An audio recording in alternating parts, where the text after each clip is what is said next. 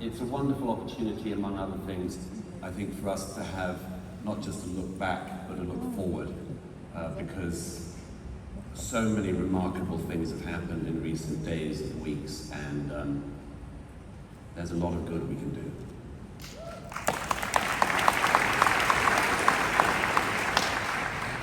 So I recently read your article, The War Israel Won and the One the West is Losing, in which, if I may summarize your position for the crowd, Israel has won the war that it has been fighting over the last 2 years, but the West collectively continues to lose.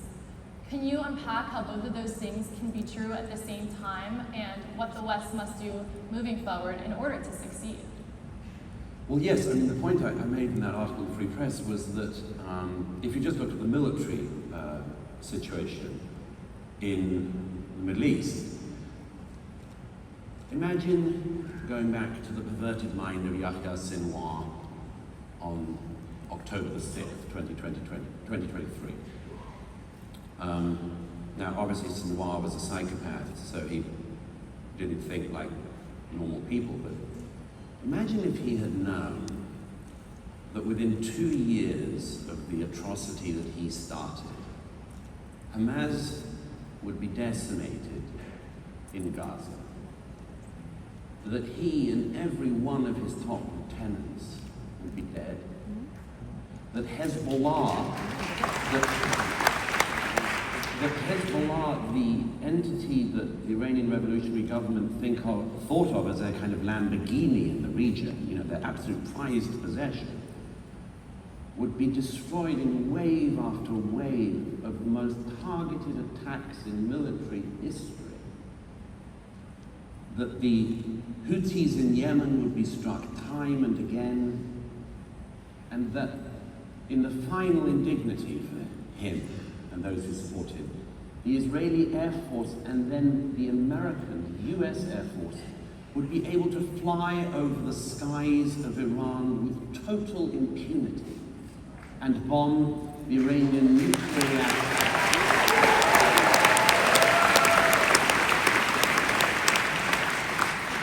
To bomb the nuclear reactors that Prime Minister Netanyahu and so many other political leaders in Israel and outside of Israel have warned for a generation would be the generation's main existential threat. All of this came as a result of the atrocities that Sinwar and his friends started on the 7th of October. And every single one of these things followed. Now, the issue of at home, well, that's a very tricky one. Why, when Yahya Sinwar was killed, are there students at Princeton in the main quad chanting glory to our martyrs? What is our doing there? What is our doing there? These are not America's martyrs. They're not any Princeton I know as martyrs. What is it that should have happened that we would have come to expect that on the anniversaries of October the 7th and the 2 years there have been anniversaries, they would be dominated by news not of large demonstrations across American and Canadian and British and French and other cities against the rapists and killers and kidnappers of Hamas, but in support of them. There are many things to say about this, but perhaps I can put it in brief. This is like one of those internet memes, which direction, Western man? You know, you're at a point where there are two paths. One of the paths that some people in the West, let's not depress ourselves, they're a minority, but like a lot of very fanatical minorities, they're very noisy.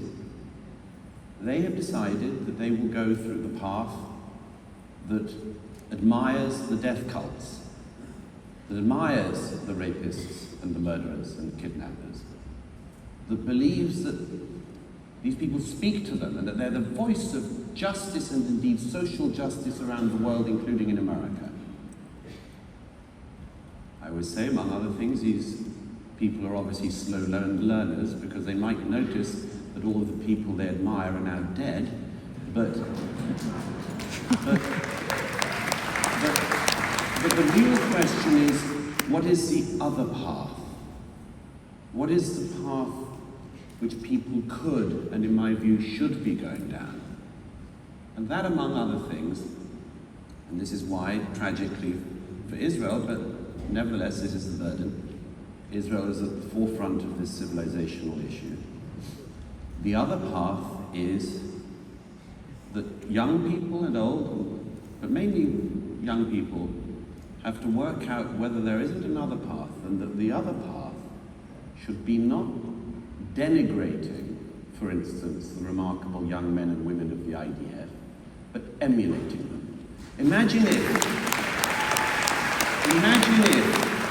we in America and in the West managed to create a generation like the generation that Israel produced from the morning of the 7th of October.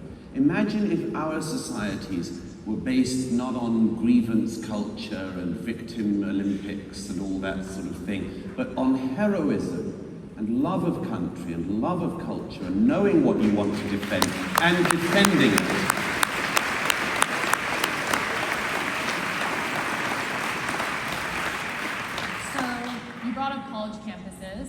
And as a college student, I've seen anti-Semitism play out firsthand. You stand by the statement, what starts with the Jews never ends with them, and in the wake of October 7th, we've seen this unfold rapidly on our streets and campuses. For those that feel that this isn't their fight, how do you explain that the forces that fuel anti-Semitism are the same ones that will eventually turn against their own freedoms and values? Well, I quite often look for what you might call hacks in an argument.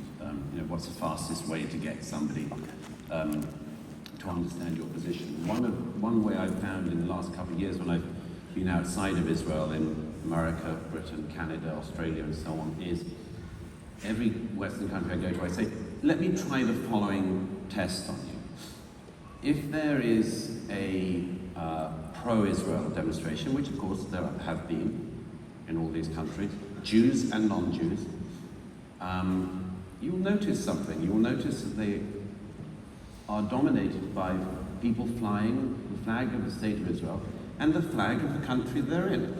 So a pro-Israel protest in New York will have people flying the American flag and the Israeli flag. I was in Canada about a year into the war, and I was speaking, I think, in Toronto, and we not only were there Canadian flags, there was a meeting of Christians for Israel, Jewish people for Israel, and others. They were flying of Canadian flags and of Israeli flags, and at the end of the evening, we sang Hatikva and we sang O Canada, and I had to pretend to know the words. But here's the point. If it's an anti-Israel protest in any of these countries, you may see the Palestinian flag, you may see the Hamas flag, or the Hezbollah flag, or the flag of the Iranian Revolutionary Government, or you might see one of these deluded people with, like, the obvious, the joke's too easy, but you can fill it in yourself, the kind of trans for Gaza types. You might see people flying all of these flags. What you will never see them do is flying the flag of the country they're in.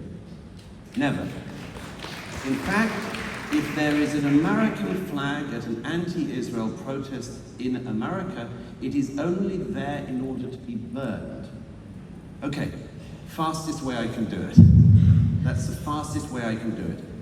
That is the pattern, and it holds 100% of the time. In London, when there is an anti-Israel march, it wouldn't occur to the marchers to finish with the singing of God Save the King.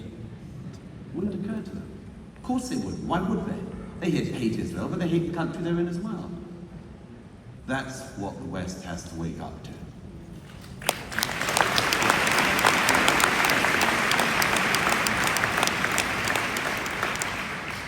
So you make such insightful comments, but I think most of us are curious on how you actually came to this position. I mean, we know you as one of the most steadfast and eloquent non-Jewish defenders of the Jewish people and the state of Israel. We know what you believe, but I think the deeper question for many of us is why. Can you walk us through the journey that led you to realize that this isn't just a Jewish issue, but rather one that impacts all of Western civilization? I can. Reluctantly, I have to say, because like most people from England, I don't like talking about myself and find it vaguely embarrassing, like taking your clothes off in public, you know. But, I mean, I have been asked that, or versions of that question quite a lot in recent years. And I suppose, I'd just say, first of all, there's something sad about the need to ask the question. By which I mean, when Jewish friends and Israeli friends and others say, but I don't understand, like, how come you're on our side? I said, who wouldn't be? Who wouldn't be?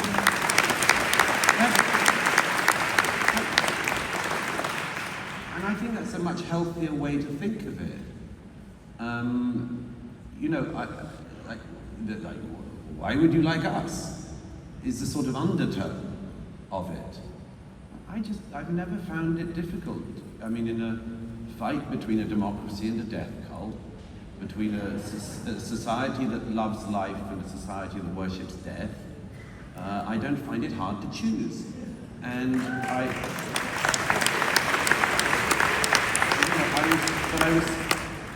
of course, it's clear that a lot of people in our time do. I think that's sometimes because they're profoundly wicked people, and often because they're profoundly ill-educated, which we could probably come to. Literally, just one of the things I've particularly realized in recent years is a lot of people who are supportive of Israel think that we can come up with the perfect argument that, as it were, will make the other side understand our position. You know, and I meet a lot of brilliant, you know, people in the very fortunate life I have, and very often they'll say, there's this document that shows this, and in 1964, and what the other side don't realize is that in 1973, and I say, you know, most of the other side don't know what you're talking about. They don't know what you're talking about. You can mention the Oslo process, they don't know where Oslo is. They've never heard of it. What's this process he talks about? They've got their very strange thing.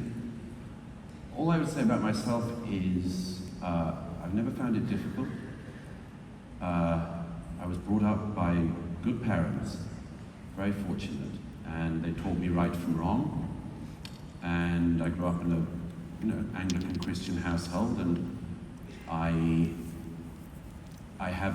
suppose I've found an intellectual way to the positions that I hold, and you know, I can explain some of that, but in a way it doesn't quite explain it, because sometimes an issue can be of the brain, and that's it, but also sometimes an issue becomes an issue of the heart. And for me, for many years, the cause of the Israeli nation and also the Jewish people has been one that has been close to my heart. And you know, I mentioned to somebody earlier, but when I first went to Israel, some quarter of a century or so ago now, you know, I'd be asked by those charming people in El Al's security checkpoints,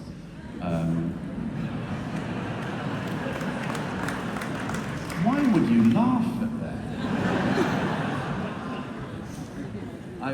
I would be asked by those charmers, you know, why you come to Israel? Why you know anyone here? You're Jewish? No, not Jewish. You have friends in Israel? By the way, I'm going to tell you one of my favorite ones I mentioned earlier. I once opened a skateboarding park for the JNF in the town of Sderot about 15 years ago. I have no expertise in the opening of skateboarding parks. I don't know why it fell to me, but it was my honor, and we spent a wonderful day with the families there.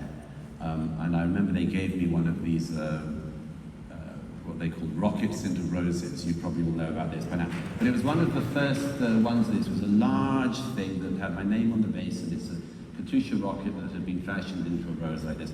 I get to El Al security at the end of my trip. I say this was not a common gift at the time. I get there, they say, anyone give you anything while you're in Israel?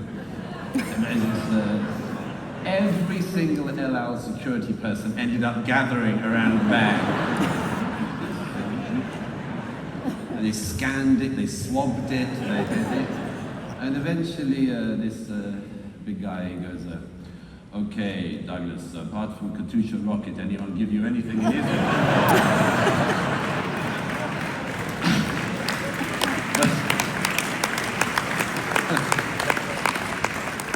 But I mention this only to say that by now, traveling there for many years and spending much of the last 2 years there, whenever I get to El Al security, they say, do you have family in Israel? I say, tons of them.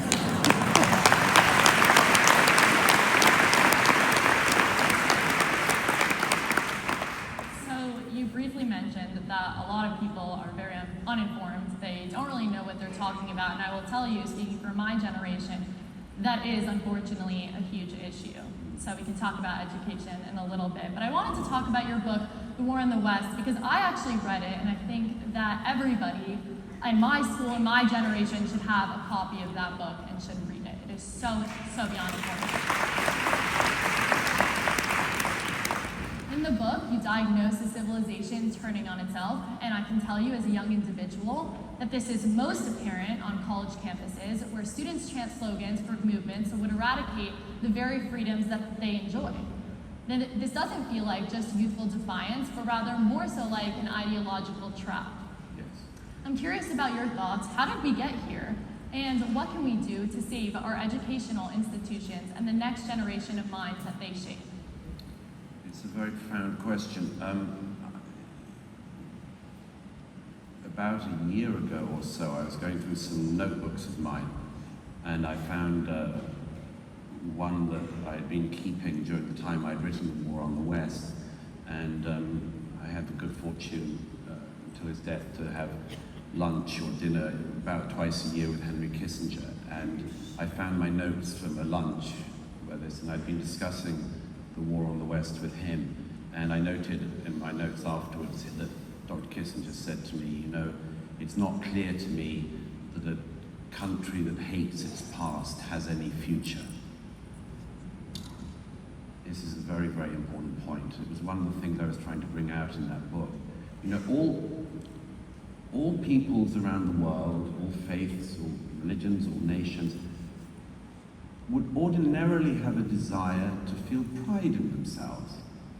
And we all understand this, because if we bump into somebody from another country, you know, it's rather like politicians in America. A politician in America will say, which state are you from, to somebody, a member of the public, and they'll say, you know, I'm from Ohio, and they go, that's a terrific state. Yeah, okay, whatever, and it is, by the way. But my point is, at no point would any politician say, that one's okay. Or whichever state the person mentions, say, I don't like that one. And it's the same with nations. Just as a matter of common courtesy, we all know that if you meet somebody from another country, you say, oh wow, that's amazing. Great place. Why do we do that? Because we know, among other things, that it is the normal state of humankind to want to be proud of where they're from and for the good things in their culture, and that applies in every culture. It would be an extremely rude, discourteous person, among other things, who said, I don't think your country's up to any good. So that's normal. That was until very recently normal. Now, what has gone wrong in our society is the question I ask. That we venerate everything that is from elsewhere and are taught to loathe everything that is ours. Now, this is what a late philosopher friend of mine, Roger Scruton, called the culture of self-abnegation. A culture in which you are taught that what is yours you must disown, you must drop. As you know, at the beginning of the War in the West, I reflected on the fact that when I first moved to New York, shortly afterwards, the New York Council Chamber voted to remove the statue of Thomas Jefferson that had been there since the 1830s. Why? Because, as one council member who voted to remove the statue said, Thomas Jefferson doesn't represent our values. Well, as a great Jefferson scholar said to me when we were talking about this afterwards, Thomas Jefferson created our values.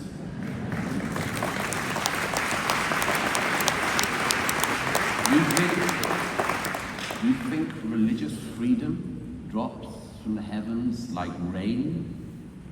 You think that the concept of religious liberty is normal in human societies?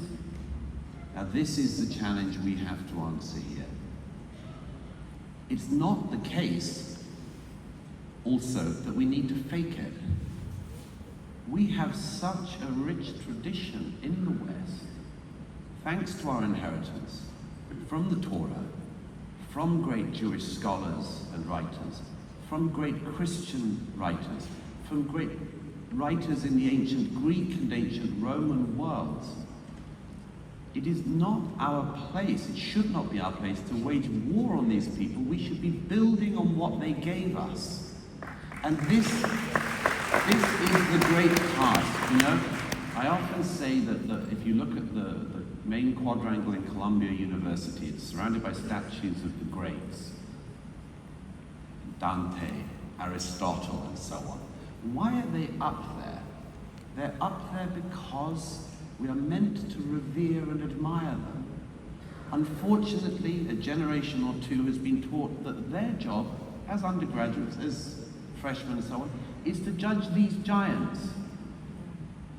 And this is a profound mistake. We must re-educate modern men and women in the West to realize that we study history, we look at our history, we don't whitewash anything, but we have the greatest of stories to tell and the greatest of heroes to revere. Our job should not therefore be, as the neo-Marxists and others wish it to be, to tear down the great men and women of the past. It should be to build on them. It should not be to destroy our history, but to make history.